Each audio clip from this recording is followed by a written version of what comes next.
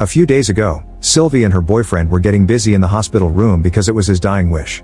In the present, Sylvie goes to the Brussels airport and notices Terenzio arriving in a very bad mood. Nearby, an Asian man loses the call he was having with his home. Sylvie is late and the desk tells her she may not be allowed to board. When she asks about the other passenger, Sylvie shows her an urn with her boyfriend's ashes, so the clerk promises to do something. At the same time, Terenzio cuts in line and explains he needs to hand an item to a passenger, claiming he's with NATO. The clerk can't let him pass without a security escort, so Terenzio pretends to give up and goes to another desk to buy a ticket. Meanwhile, influencer Ines loses her call with a friend in New York, who was choking before collapsing. Inside Flight 21's plane, flight attendant Gabrielle notices her coworker is pregnant and wonders if the father is the co-pilot Mathieu. Her coworker explains Mathieu doesn't know about it and she'll tell him when they land. Soon Flight 21 starts filling up. Rick notices that Nabil is trembling and sweating a lot, but Nabil says he's just scared of flying. Back to Terenzio, he's having a drink to calm his anxiety and sees on the news that the host has collapsed, followed by a scene of people laying unconscious on a Melbourne beach. He says that time's up and nervously leaves the bar, not wanting to wait for his late-night flight anymore. Suddenly Terenzio punches a security guard to steal his rifle, then he runs through the access corridor as he screams to make everyone move out of the way. Seeing this, Gabrielle rushes to close the door, but Terenzio opens it again and pushes his way inside. He forces Gabrielle to lock the door, leaving the main pilot and the other flight attendant outside. Next, Terenzio goes to the cockpit and tells Mathieu to take off or they'll be killed by the sunrise. Technician Jakub knocks on the cabin's door and says they're calling the police, distracting Terenzio enough for Mathieu to try to disarm him. However, Terenzio shoots and hurts Mathieu's hand before asking him to fly the plane. When Mathieu explains he can't do it alone, especially now that he has a wounded hand, Terenzio goes to the corridor and asks for any pilots. Sylvie comments that she has piloted helicopters before and she's dragged to the cockpit. Gabrielle makes everyone sit down and fasten their seatbelts while Mathieu calls the control tower to request takeoff, but he gets no answer. Under Terenzio's pressure, the plane takes off anyway. Once it's stable, Mathieu demands an explanation, and Terenzio insists he's a NATO officer. He only knows that the sunlight will kill them all, and that's why Asia and the Americas have already been affected. Terenzio wants them to confirm the story on the radio, but he accidentally destroyed it when he shot. He still demands Mathieu to keep going west without stopping. In the meantime, the passengers don't have Wi-Fi even though the tickets included the service, and Ines wonders if this is connected to what happened to her friend. Rick still thinks Nabil is suspicious, so he silently gives Gabrielle a note saying that Nabil is a terrorist and she warns Jakub. In the cockpit, Mathieu is bleeding heavily and Sylvie convinces Terenzio to let her look for a doctor. Laura volunteers because she's a healthcare aide and she's brought to the cabin too. While she checks the wound, Mathieu convinces Terenzio to let him talk to the passengers. Using the announcement system, Mathieu lies to avoid panic, saying that Terenzio will leave at the next airport and that they'll fly to Moscow without him. While Terenzio goes to the cabin, Sylvie proposes to land at the international airport in Iceland and Mathieu agrees, saying the presence of an unknown plane will get the attention of the authorities. Laura has cleaned Mathieu's hand but she has no tools to close the wound, so they heat up a knife to cauterize it. In the cabin, Terenzio argues with the passengers and loses his mind, but they shut up when they hear Mathieu scream. Meanwhile, Horst asks Gabrielle about the Wi-Fi and she says it's been broken all week. When Laura returns to the cabin, she and Ayaz admit to each other that they heard something about the sun. Suddenly Nabil starts coughing like crazy and Laura wants to help him. When Terenzio tries to stop them from moving, Ayaz uses the chance to disarm him and makes Gabrielle lock him up in the bathroom. Then Ayaz threatens Mathieu, demanding the truth. Mathieu explains he lied to trick Terenzio and that they're actually going to Iceland where the authorities can arrest him. This story is believed and Ayaz hands over the weapon, which Jakub puts away. Moments later, the plane is getting closer to Iceland. The radio still isn't working, so Mathieu decides to fly above the airport to check the situation before landing. To his shock, the whole area is on fire and there are desperate people trying to escape. Sylvie wants to help, but Mathieu points out he can't land because the runway is also on fire. Finally, believing the sun story, Mathieu frees Terenzio, who demands to have his gun back before answering questions. He tells everyone that the sun will kill them and that they must keep going west, but Mathieu explains they don't have much fuel left. Sylvie finds that the closest airport is in Scotland, so Mathieu agrees to go back despite Terenzio's protests. If they make good time, it'll still be dark there. Meanwhile, Nabil continues to be ill. Osman manages to communicate with him in Arabic and learns that Nabil swallowed diamonds. When they get close to the Scotland airport, the engines start failing and Mathieu cuts them off. Then he tries to slide the plane in, which causes a lot of shaking but thankfully still lands safely right before it crashes against a building. Ignoring Gabrielle's warnings, Ines activates the inflatable emergency slide and immediately leaves the plane with the others soon following. Now their phones are working again and they receive news reports proving Terenzio's story. At that moment, 3 soldiers from the Royal Air Force arrive in a truck and tell them the world ended. There are no people left in the airport except for these soldiers, who explain they must keep flying into the night. A flashback shows Yaqub and his wife discussing their plans to have children. Yaqub is sad that he has a shift at the airport on the night his wife is fertile. In the present, Yaqub keeps trying to call his wife to no avail. In the plane, Laura tries giving Nabil chest compressions, but it's too late, he's already dead. The soldiers inform them they have 45 minutes until sunrise, so they have to fuel up and take off towards the west quickly. Yaqub complains because he wants to go back to Brussels to save his wife, but the others call him out since it's obvious they would die trying. While Mathieu and the soldiers fuel up the plane, the others search for supplies in the airport. Nabil's body is thrown in the cargo, where Ines finds a bottle of alcohol that she hides in her purse. Meanwhile, Zara says the son's story is a lie and that she wants to stay here with her sick son Dominic because flying isn't good for his lungs. When Sylvie tries making her see reason, Zara slaps her. Sylvie responds by capturing her and Laura injects her with a sedative to carry her back. The plane soon takes off and John explains to Sylvie and Mathieu that they need to keep a high latitude in order to stay in the dark while presenting a map with flight range annotations. Since John has flying experience, Sylvie lets him be Mathieu's co-pilot. Meanwhile, soldier Roger and Ayaz are trying to fix the radio and the Wi-Fi by opening the plane's floor with a blowtorch, hoping to find the comm system. Sylvie notices Yaqub is upset over his wife and shares that she lost her boyfriend, admitting that she even considered self-deleting. She points out that even if they lost their will to live, there are people who need their protection and that he may feel better if he's useful. Yaqub joins Roger and Ayaz acts as a translator between them. Sadly, Yaqub says that the radio is too damaged for repairs. Thanks to Horst's meddling, they get the internet working again. Many passengers get messages from their loved ones saying goodbye, leaving them devastated. Rick finds an article about the theory that this was caused by changes in the sun's polarity. Horst finds it interesting and reveals that he's a climate scientist working for the European Commission. He explains that it's normal for the sun's polarity to reverse once every 11 years or so, but there have been weird, unexplained anomalies lately. He thinks that this time the reversal may have been unusually strong and resulted in very high levels of gamma radiation. While soldier Freddy unsuccessfully flirts with Gabrielle, Ayaz speaks to Sylvie in private. He's researched the three soldiers online and learned that they were accused of murdering a translator and abusing his wife in Afghanistan. Minutes later, Freddy finds the bottle Ines hid and scolds her since supplies were supposed to be kept together for everyone. When Ines explains it's just a prototype for a label she's launching, Freddy opens the bottle just to be a contrarian. The pop scares Laura's senile patient, who thinks it was a gunshot and runs to try to open the emergency exit. Freddy immediately pulls him back, only for the man to accidentally hit his head and instantly die. Everyone starts blaming Freddy for not being careful and Freddy snaps, so he takes out his gun. Roger has to cut in and calm him down. Afterward, Mathieu tells everyone to sleep before they land in Canada for supplies and hopefully a radio. Ines says that there were no updates on Belgian sites in the last 2 hours, which implies bad news for their families. Sylvie uses the excuse of changing Mathieu's bandages to speak to him in French and tells him the truth about the soldiers, who were probably left behind on purpose. Eventually, the plane lands on Canada with 2 hours left for sunrise. Mathieu asks the soldiers to search for a radio, but they get suspicious, so they make Yaqub and Gabrielle come along. The group takes a truck to drive through town and Gabrielle is horrified to see bodies inside a school bus. Meanwhile, Mathieu tells the other passengers the truth about the soldiers. Yaqub will try to lose them, so they must grab supplies and be ready to leave quickly. Ayaz and Osman prepare Nabil's body and give him proper burial. Rick and Horst examine a random dead body in the airport and notice the tongue looks like microwaved meat. In town, the group makes it to a store and Yaqub finds a new radio, but he doesn't tell the others. When the soldiers go looking in the back room, Yaqub locks the door behind them.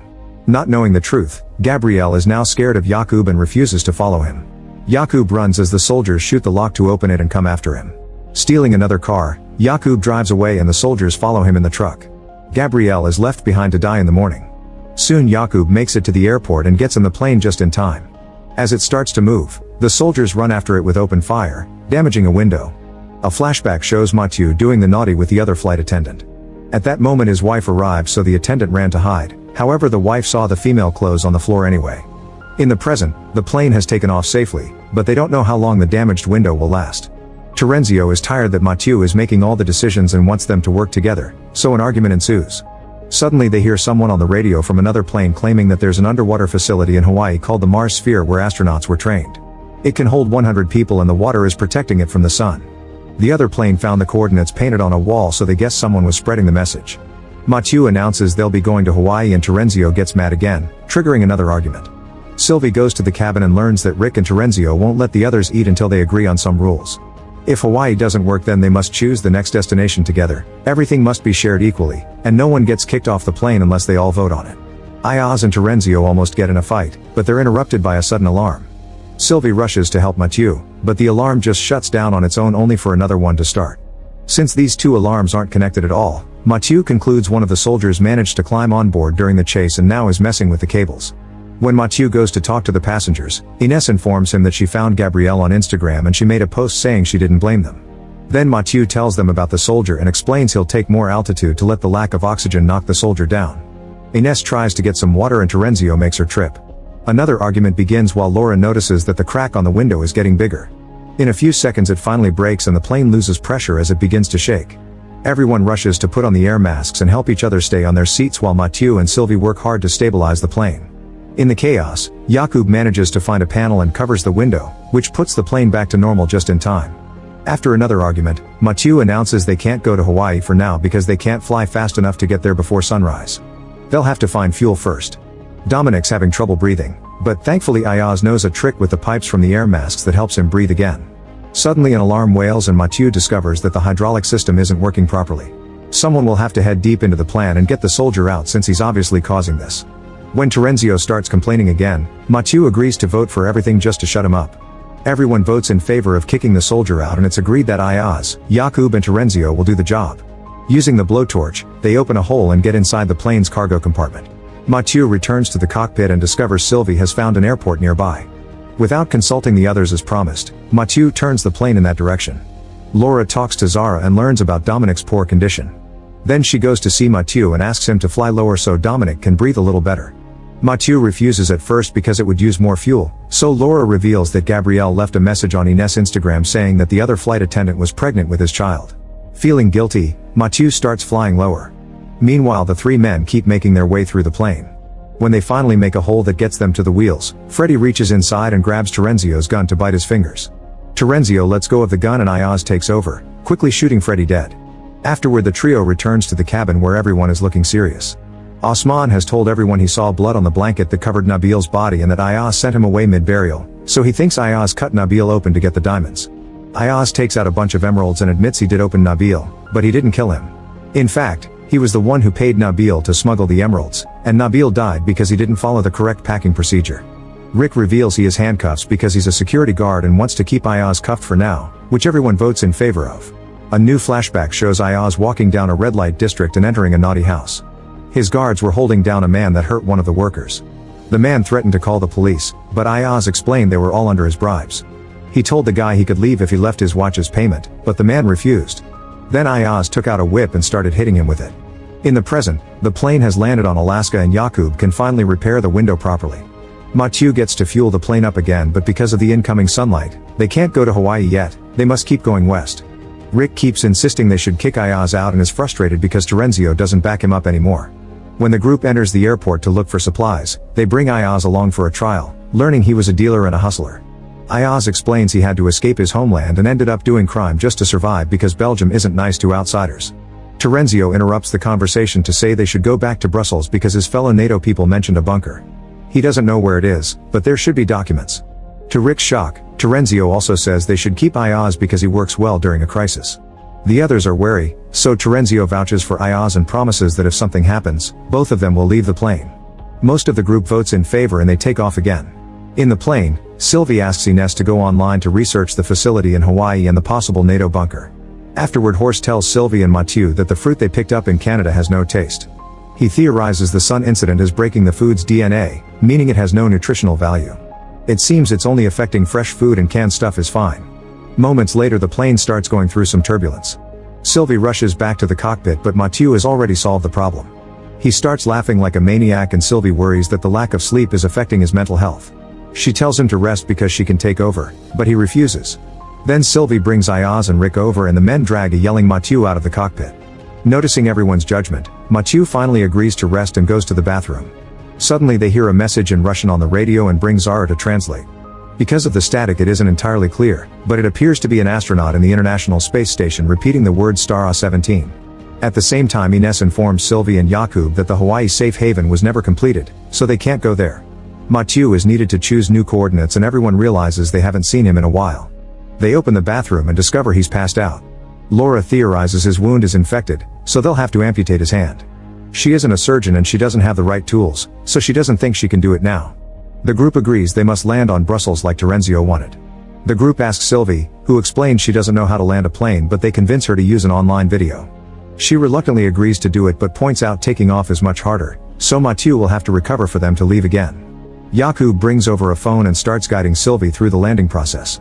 Sylvie is about to have a panic attack, but Jakub helps her stay calm. As they get closer to the airport, the engine starts failing and the whole plane shakes like crazy. The duo doesn't give up, and after Sylvie turns off the engine she manages to land the plane, which slides on the runway for a few miles until it stops. The group claps for their work and Sylvie announces they have 2.5 hours before sunrise. They start dividing tasks to do in town while Jakub announces he'll stay to figure out what happened to the engine. Horst realizes that the fuel is organic based, meaning it's affected by the sun phenomenon like the fruit. A flashback shows Rick returning to his house. After helping his mother with her hearing aid, he goes to his room and uses his computer to talk to a Russian girl who keeps asking for money. Not realizing it's a scam, Rick announces he'll visit her soon, and the girl stops answering. In the present, Jakub checks the plane's fuel and notices it looks like maple syrup. There isn't much left though, so getting new fuel should dilute it. However, finding fuel that wasn't affected by the sun will be hard. Osman explains he used to work for a fuel terminal and remembers the tanks were beneath the river, meaning they should be protected by the water. Jakub and Osman agree to drive to Amsterdam to find that fuel. Meanwhile, Terenzio, Rick, and Ayaz arrive at NATO headquarters, where they find dozens of bodies on the ground. Terenzio takes them to the room where he heard the ambassadors talk about the sun and they start searching for any useful information. Rick notices security cameras and decides to find the footage to see if they can learn more. After Rick leaves, Terenzio starts making nasty comments about Ayaz's homeland and Ayaz slaps him for it. Terenzio punches him in return and a fight begins. At first it looks like they're equal, but Terenzio manages to land a strong punch that knocks Ayaz out. Then Terenzio joins Rick, who has been watching the footage. He's learned that there's a bunker in Bulgaria mentioned together with Star 17, the same words the astronaut said on the radio. Rick asks where Ayaz is, but Terenzio tells him that he went back to the plane with more supplies. He also says he got hurt because he fell. At that moment Rick sees Ayaz's unconscious body on a screen, but Terenzio quickly turns it off and urges Rick to leave. Laura, Horst, Zara, and Dominic take Mathieu to the hospital. Dominic goes ahead to search for a wheelchair and screams when he finds a corridor full of bodies. While Zara gathers medicine, Horst and Laura rush to a surgery room and have to move a man that died on the table. Laura starts operating, although she doesn't really know what she's doing. Meanwhile, Dominic follows a strange noise and finds a moving bag. When he opens it, a strange animal jumps out and runs away. Zara finds him and grabs the bag to bring it to Horst, showing the dog food inside. Dominic described the animal as a rat, but not a rat, and Horst thinks the boy imagined things. Laura finishes the operation but is reluctant to move Mathieu because he isn't stable yet and his heart could stop. However, they're running out of time and they have no choice but to put Mathieu on a stretcher. At the airport, Sylvie and Ines are looking for food and also find tons of bodies. After seeing a couple that died together, Sylvie needs a moment alone. Ines tries following her, however Sylvie gets on a vehicle and drives away. Moments later, Jakub and Osman come back with some fuel. Hearing Ines' story, Jakub goes looking for Sylvie, who is at her old house with her boyfriend's ashes. Soon Terenzio and Rick also make it to the airport, and Rick gets suspicious when Terenzio fakes surprise at hearing Ayaz didn't make it. Soon Jakub finds a crying Sylvie at her place. After sharing how upset she is, she kisses Jakub, who doesn't kiss back. Sylvie pulls back and apologizes, explaining her emotions got the best of her. In NATO, Ayaz is painfully crawling out of the building. In the plane, the hospital team brings an awake Mathieu to the cockpit. He concludes the fuel isn't much and that he'll need lots of help to pilot. Thankfully, Sylvie comes back just in time to team up with him again. Meanwhile, Zara demands to know the truth about Ayaz and Rick shares his suspicions. A furious Terenzio pushes him down and says Rick was the one that hurt Ayaz. Zara doesn't want to leave without him, but they don't have any time left. The plane gets ready to take off, but they stop when they see Ayaz arrive in a car. Suddenly Terenzio appears proudly wearing a military uniform. He gets into a fancy sports car where Ines is waiting to tell him how cool he is as she gets affectionate. At that moment Terenzio wakes up, revealing he's been banished and handcuffed under the floorboards. Meanwhile, the others check a map and learn that the coordinates Rick got from NATO match a hydroelectric dam in the Stara district, so they think there may be a hidden bunker under the water. Unfortunately, they're missing a few decimal points to the coordinates, so they aren't sure exactly where it is. They'd only have 30 minutes to search before the sun rises, but they don't have any other options since they don't have enough fuel to go somewhere else. Zara speaks privately to Ayaz, who is offered to carry Dominic during the search. She explains that she's not sure she'll be able to run for long because she's weak after selling her kidney to be able to pay for Dominic's treatment. Zara makes Ayaz promise to carry her son no matter what. Afterward, Rick apologizes to Ayaz for leaving him behind and insists Ayaz should hurt him to make it even. Instead, Ayaz tells him of his time in prison and how he never returned to his family. In return, Rick tells him about his online love and shows him a picture of her. At that moment, Ines walks in and recognizes the model in the picture, so Rick finally realizes he's been scammed and throws the photo in the trash. Minutes later, Mathieu announces they'll be landing soon. Then Sylvie asks the group what to do with Terenzio. Most of them want to leave him, but Ayaz doesn't want to possibly die while having killing a man as his last action, so Sylvie agrees to bring him along. Eventually the plane lands and they find 2 vehicles nearby, so the group immediately splits into 2 to start searching as fast as possible. In the hurry, Sylvie forgets her boyfriend's ashes. A few miles later, Ayaz starts having a fit while driving, causing the car to crash and Dominic to pass out. Ayaz is in a frozen state and Horst has to snap him out of it. The car won't start again, so this group has to continue on foot. Even in this condition, Ayaz carries Dominic and confesses to Zara that he's been having those fits since Terenzio beat him up. They want to call the others but there's no signal, so they take whatever road looks best. With only 18 minutes left for sunrise, Sylvie's group finds the facility and goes inside, noticing the gate shutting behind them automatically. Osman runs to try to keep it open, only to get an electric shock that knocks him out. The others find a button that opens the gate, however if they don't keep it pressed the gate closes again. Terenzio volunteers to stay with the button while waiting for the others, but Sylvie doesn't trust him and handcuffs him to the pole before tossing the keys to the ground. If Terenzio wants freedom, he'll have to open the gate for the others. Then Sylvie and the others keep on moving, finding tons of army vehicles along the way. Eventually they find a locked door, so they hit it with rocks until they break it open. Everyone rushes inside except for Sylvie, who wants to wait for the others. Soon Ayaz's group arrives near the facility but there's an old gate in the way. Ayaz wants to climb it, however Zara translates the sign and says it's electrified. Horst says they should stand on something non-conductive to avoid the shocks and the group starts removing a tire from an abandoned truck since it's made of rubber. They also cover the razor wire with shirts and jackets. Horst climbs first and teaches them to never touch 2 wires at the same time. He jumps to the other side safely, so Ayaz follows with Dominic. Just as the sun is about to come up, Sylvie finally finds Ayaz's group and they all run to hide inside the facility just in time. Terenzio tries breaking the handcuffs and reaching the keys to no avail, so he looks at the sun and waits for the end. Inside the facility, some soldiers welcome the group and ask for their help solving a new problem. Make sure to subscribe and turn on notifications so you can watch more videos like this. Thanks for watching.